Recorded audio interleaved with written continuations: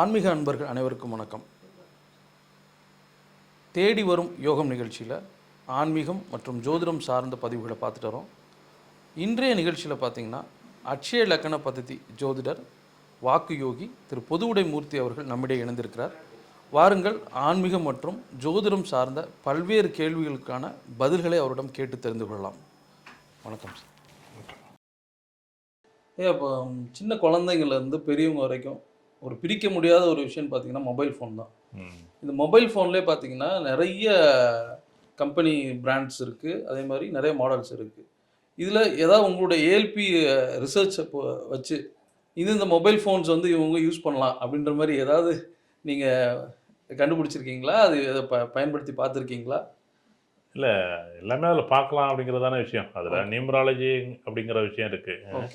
எண்ணியல் அடிப்படையில் நம்ம வாழ்க்கையில் இப்போ நாங்கள் வந்து இந்த ஜாதகத்திலே வந்து இப்போ ஏஎல்பி மேஷம் போணுச்சுன்னா அவருடைய கார் என்ன, மொபைல் என்ன, மொபைல் சம்மந்தப்பட்ட விஷயங்கள், அப்போ காரோட நிகழ்வு. இப்போ மாருதி அப்படிங்கிற காரு, இப்போ வந்து மாருதிங்கிற கார் வாங்கலாம்.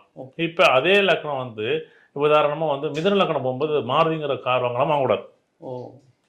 அப்போ மாருதியே கார் வாங்கினா அப்போ என்ன பண்ணு, போய் இடிச்சுட்டு தான் நிற்கும். ஓகே. அப்போ யாருக்கு என்ன வாங்கலாம் என்ன வாங்கக்கூடாதுங்கிறத ஜாதகத்தில் உள்ள அமைப்புகளில் லக்னத்தை வச்சு பேரோட அமைப்பு, இப்போ எண்களோட அமைப்பு, வீட்டோட வாஸ்து முறைகள் சம்மந்தப்பட்ட விஷயங்கள் எல்லாத்தையுமே இதிலே வந்து உள்ளார வந்து கொண்டுடுறோம். இப்போ வந்து அமெரிக்காவில் ஒரு வீடு இருக்குது, நம்ம போய் வாஸ்து பார்க்க முடியுமானா முடியாது.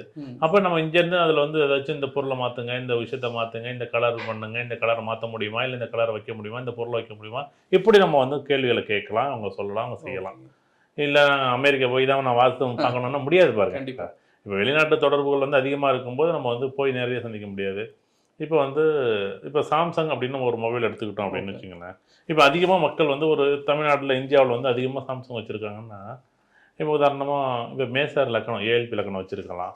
அப்போ வந்து பார்த்தீங்கன்னா மிதன ஏஎல்பி வச்சுருக்கலாம். இந்த மிதன ஏஎல்பி வந்து இந்த சாம்சங் ஃபோனை பயன்படுத்தும் போது கொஞ்சம் வாய்ப்பு நல்லாயிருக்கும்.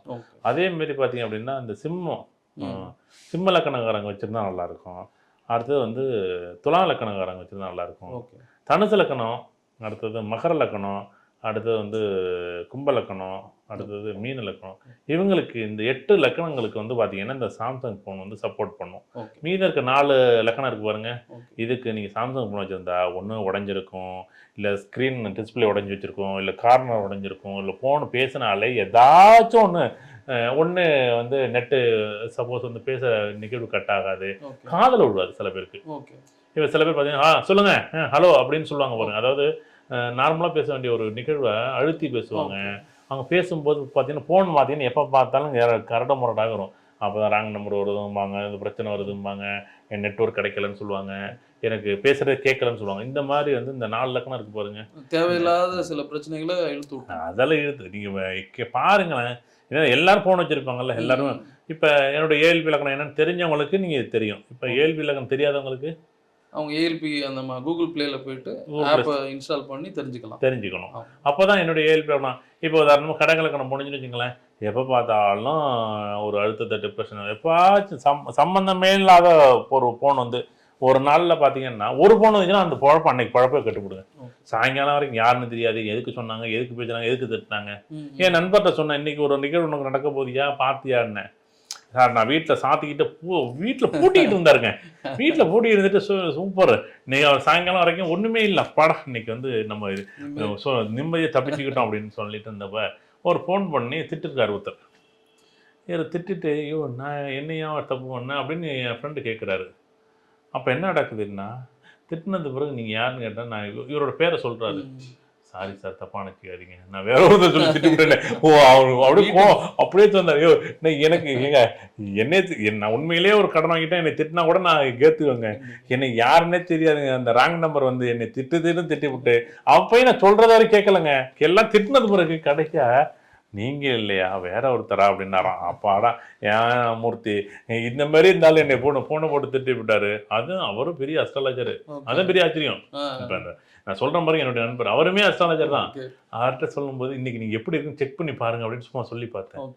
இப்போ நாங்கள் நம்மளாம் டெய்லி பேசுகிற பேசும்போது ஏதாச்சும் ஒரு நிகழ்வை சொல்கிறோம்ல, அந்த நிகழ்வை பார்க்கும்போது இன்னைக்கு அதான் சொல்கிறேன், ஒரு நாள் என்ன பண்ணால் இதேமாரி இன்னொரு நாள் இதே நிகழ்வு இன்னொரு நாள் வரும்ல, ஒரு வாரத்தில் வரலாம், 15 நாளில் வரலாம், 30 நாளில் வரலாம், இல்லை 45 நாளில் வரலாம்.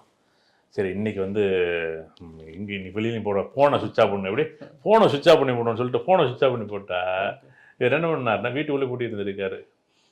என்ன பண்ணியிருக்கு, வீட்டை சுற்றி மாடு என்ன பண்ணியிருக்கு, மாடு என்ன பண்ண வீட்டை சுற்றி இந்த செடியெல்லாம் வச்சுருந்துருப்பாரு இருக்கு, இதெல்லாம் வந்து சாப்பிட்டு மேய்ஞ்சிட்டு வீட்டுக்குள்ளே பூட்டிக்கிட்டு இருந்துட்டாரு. ஒரு ஸ்டேஜில் வந்து வெளியில் வந்து பார்த்தா இவர் இல்லை, பக்கத்து வீட்டுக்காரு எல்லாத்தையும் இருக்காரு. ஏங்க வீட்டில் தானங்க இருந்தீங்க, இதை பார்க்கலையாங்க, அவர் ஒரு இன்னும் 2-3 நிகழ்வு சொல்ல முடியாது இந்த இடத்துல. அந்த மாதிரி இருந்துட்டு ரொம்ப கஷ்டப்பட்டு எனக்கு எப்படியா இருந்தாலும் அன்றைக்கி வந்து இது மாதிரி நடந்துருது அப்படின்னு. அப்போ இந்த ஃபோன் பேசும்போது இந்த கடக லக்கணமோ, கன்னி லக்கணமோ, விருச்சிக லக்கணமோ, அதுமாரி ரிஷப லக்கணம் இவங்கெல்லாம் பார்த்தீங்கன்னாலே ஏதாவது ஒரு நிகழ்வுகளை வந்து இது எல்லா ஃபோனுக்கும் உண்டு. இது ஐஃபோனு கிடையாதா, இப்போ ரெட்மி கிடையாதா, ரியல்மி கிடையாதா, எல்லா ஃபோனுக்கும் இதுமாரி அமைப்பு உண்டு. இது உதாரணத்துக்கு சாம்சங் வந்து அதிகமாக யூஸ் பண்ணுறாங்க, அதுக்காக நம்ம சொன்னேன். இவங்களுக்கு வந்து ஒரு அழுத்தத்தை கொடுக்கும், இல்லை வந்து இந்த ஃபோன் உடைகிறதோ, தொலைகிறதோ, இல்லை மாறுறதோ, இந்தமாரி டவர் வந்து கிடைக்காம இருக்கிறதோ, இப்படி நிறைய நிகழ்வுகள் வந்து இந்த கடகராசிக்காரங்க நீங்கள் பார்த்தாலே தெரிஞ்சிருக்கும். இல்லை கன்னி ராசிக்கு கன்னி லக்கணம் ஏஎல்பி கன்னி போகும்போது பார்த்தீங்கன்னா கீழப்படையன்னு கீழே வந்துடும், மறுபடியும் ஒரு தடவை வரும், ஏதோ தப்பிச்சு அப்படியே செதஞ்சு உடஞ்சி அப்படியே இதாக இருக்கும். அந்த மாதிரி நிறைய நிகழ்வுகள் வந்து இப்போ எந்தெந்த லக்னத்துக்கு ஏஎல்பி லக்னத்துக்கு என்னென்ன மாடல் வாங்கணுன்றது உங்கள்கிட்ட ஒரு லிஸ்ட் இருக்கு. ஆமாம், இல்லை அது எல்லாமே காரியங்களோட தாங்க நடக்குது, நமக்கு தான் தெரியலை. நீங்கள் நடந்தது பிறகு இப்படி நடந்திருக்கலாமோ அப்படி நடந்திருக்கலாமோங்கிறது நீங்கள் ஒரு தடவை பாருங்களேன். மொபைல் நம்பராக இருக்கலாம், எல்லாமே நீங்கள் நிறைய ஆய்வுகளுக்கு அப்புறம் தான் சொல்கிறீங்க.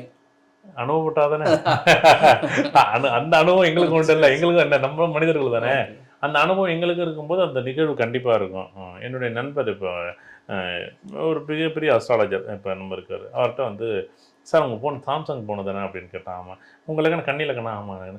சரி எப்படி இருந்துச்சு சார்? நான் கண்ணி லக்கணம் அது அந்த சாம்சங் ஃபோனை வாங்கினேன், ஒரே நாளில் உடஞ்சி போச்சு சார், புது ஃபோனை உடஞ்சி போச்சுன்னாரு. அப்போ நம்ம கேட்குறோம்ல, ஒரு உதாரணத்துக்கு அந்த ஃபோனில் பேசும்போது சந்தோஷம் இருக்கான்னு கேட்குறேன். இல்லை சார். இப்போ ரிஷப லக்கணத்துக்கு ஃபோனும் தொலைஞ்சு விடும். ரிஷப லக்கணத்துக்கு என்னென்னா மேலே உள்ளது வந்து எப்படியாச்சும் அது செதலம் அடையும். அதே கன்னி லக்கணத்துக்கு மொத்தமாக உடைஞ்சிச்சின்னா அதில் 4000-3000 செலவாகும், சம்பந்தமே இல்லாத செலவாகும். அதாவது ஏதாவது ஒரு விரயத்தை கொடுத்து ஃபோன் மூலியமா அதெல்லாம் அது நீங்கள் அது நீங்கள் பார்த்தாலே தெரியுங்க. உங்கள் லக்கணத்தை நீங்கள் போட்டு பாருங்களேன்.